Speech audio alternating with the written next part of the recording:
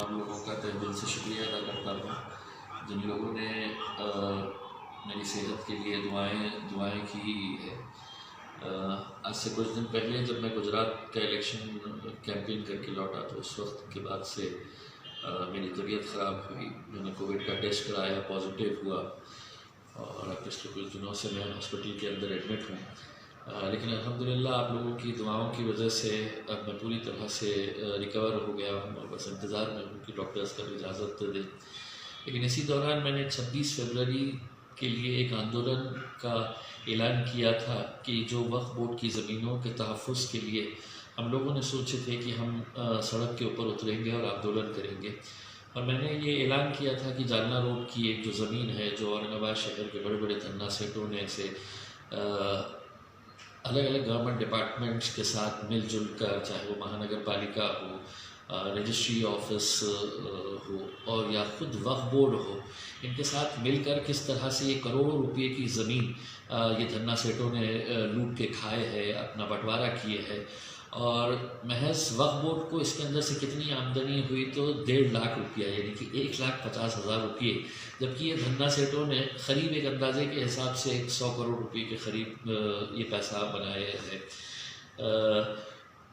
मैंने जब ये ऐलान किया पूरे सबूतों के साथ, उसके बाद कैसी कैसी साजिशें हो रही है कि किस तरह से मामले को निपटाया जाए और कहीं हमने सड़क के ऊपर नहीं आना चाहिए। मैंने उस वक्त ऐलान किया था कि मैं अकेला नहीं बैठूंगा, मेरे साथ कम से कम 1000 लोग बैठेंगे, क्योंकि मुझे खुशी है कि जितना हमने रजिस्ट्रेशन किया है वो 1000 लोगों से ज़्यादा इस मुद्दे के ऊपर बैठने के लिए तैयार है। क्योंकि ये कोई सियासी मुद्दा नहीं है, ये एक गरीबों से जुड़ा हुआ मुद्दा है कि हमारी ज़मीन अपनी आँखों के सामने हम लुटता बर्बाद होता हुआ देख रहे हैं चंद लोगों की वजह से। उसमें वक्फ बोर्ड के जो कर्मचारी है वो सबसे ज़्यादा दोषी है।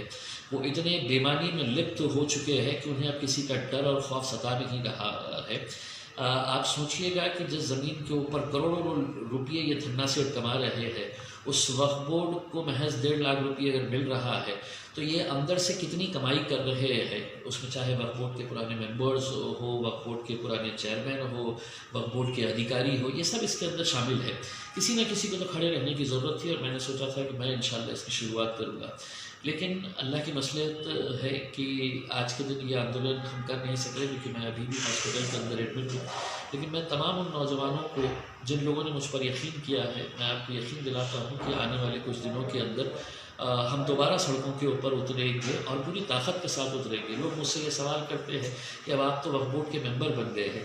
देखिए, वक्फ बोर्ड का मेंबर बनना तय इसलिए मेरा है क्योंकि क़ानून के अंदर ये प्रावधान है कि वक्फ बोर्ड के अंदर 2 जो मेंबर्स चुने जाते हैं वो मुस्लिम मेंबर ऑफ पार्लियामेंट होते हैं। अब इत्तेफाक से पूरे महाराष्ट्र के अंदर एक ही मेंबर ऑफ पार्लियामेंट चुनकर आया है और वो मैं इम्तियाज़ जलील हूँ। फिर राष्ट्रवादी कांग्रेस ने फौजिया मैडम को भी इसका MP का पद दिए है। राज्यसभा का तो 2 MP हो गए हैं, तो स्वाभाविक है हम दोनों के अलावा कोई तीसरा उसमें जा नहीं सकता था। तो वक्फ बोर्ड का मेंबर बनने के बावजूद भी मैं आपको यकीन दिलाता हूँ कि ये लड़ाई इतनी आसान नहीं है। एक लड़ाई अंदर लड़ना पड़ेगा जो मुझे अकेले लड़ना पड़ेगा, और एक लड़ाई सड़कों के ऊपर लड़ना पड़ेगा जो मैं आपके साथ लड़ना चाहता हूँ। तो आप यकीन करिएगा ये आंदोलन जारी रहेगा, पूरी ताकत के साथ रहेगा। और अगर आप लोग इस आंदोलन के अंदर नहीं है तो मैं अकेला कुछ नहीं कर पाऊँगा, और अगर आप लोगों के साथ है तो इंशाल्लाह मैं आपको यकीन दिलाता हूँ कि ये लोगों के ऊपर कार्रवाई किए बगैर हम खामोश नहीं बैठेंगे।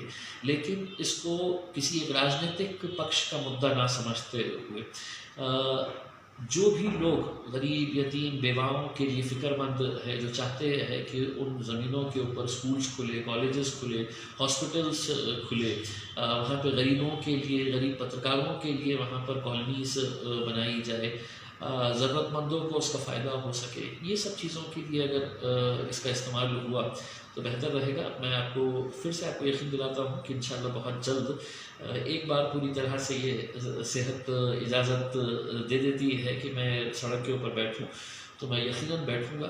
मैं पुलिस को पत्र भी दे चुका हूँ, लेटर भी दे चुका हूँ।